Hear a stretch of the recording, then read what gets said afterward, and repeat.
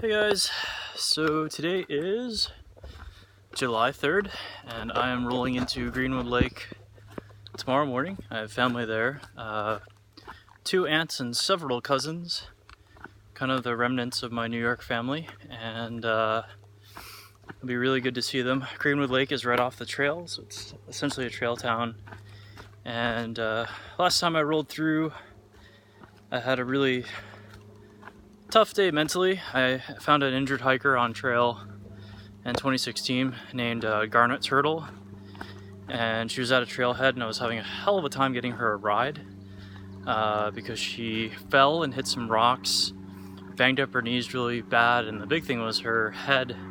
She had a major subdural hematoma.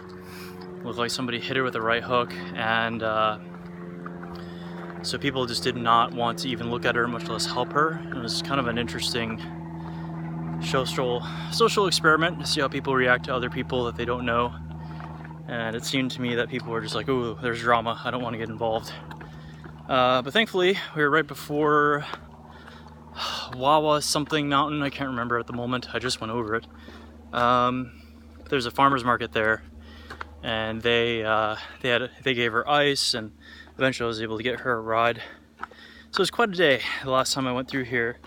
So I contacted my cousin in Greenwood Lake and I just asked him to drive me and shuttle me into Greenwood Lake, and I stayed with them for about 3 days. This time, however, my intent is not to skip any miles on the trail, and so very much a purist this time around, and so I'm going to walk all the miles in and out.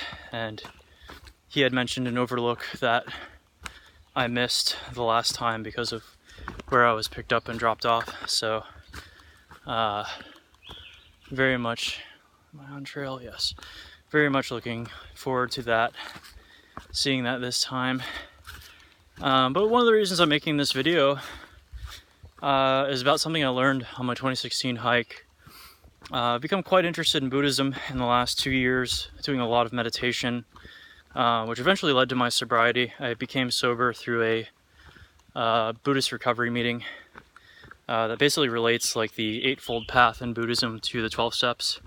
Is profoundly helpful to me, and Buddhism talks a lot about attachment and how much suffering attachment can cause. And so my trail partner, I guess, that I've been hiking with, this really cool chick named Tater Tot, just got picked up by her mom, and there's some possibility that I won't see her again, but we're trying to navigate our zeros so that we'll meet back up on trail.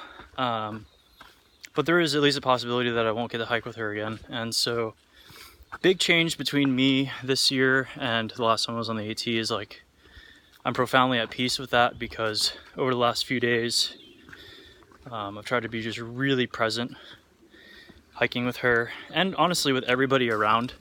I think one of the really magical things about the AT is that you know that the whole experience is transient and it'll come to an end. And you know how many people go home, it's 80% attrition rate. So you really value people when they're out here more. Oh, there's a bear right there. Well, hello. You're all right. Just gonna keep going. He's pretty small. Yeah, he's not quite a cub.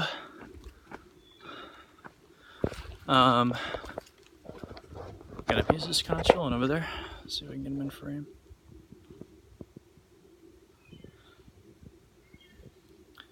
I don't know if you can see him or not. It's okay, buddy. I'm not gonna bother you. So I like bears when they're that size. They're a little easier to deal with and easier to get up trees. And fuck, I gotta get closer to you. Hey, bear. Let's see if we can get him on video.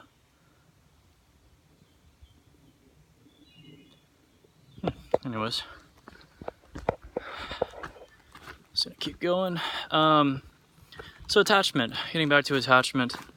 I've just learned, because I've had so many trail friends go home last year. Some of them I didn't get a chance to say goodbye to, and then I had no idea the day before I left the trail that it was going to be my last day on trail. So you really just have to embrace the time that you have with people, and really be present with them. And that is something that I've learned to be present through my meditation practice.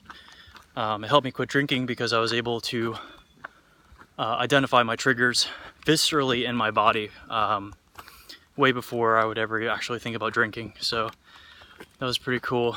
But with people, you know, just take the time to really like stay out of the thought areas of like, oh my god, this person's leaving. Just let go of that shit and just enjoy them while you have them on the trail.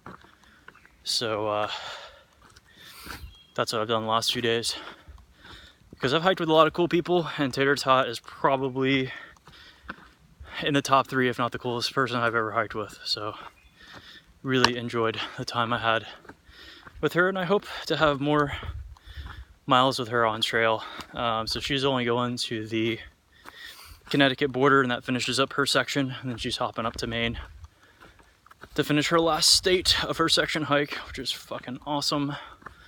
I'm really happy for her, and now I'm like super bear wary. These all appear to be squirrels, but and that, friends, is why you hang your food at night. All right, before this gets too rambly, yeah, don't get too attached to your trail family. Be present with them. Presence is the best way to deal with attachment. And if you can, in my life, I've tried to really be cognizant of that in my daily life, that, you know, you might not have this coworker forever, you might not have this job forever, and sadly, you might not have a family member forever either.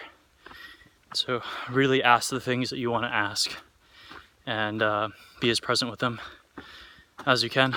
So anyways, friends, as always, be kind to yourselves. Take care.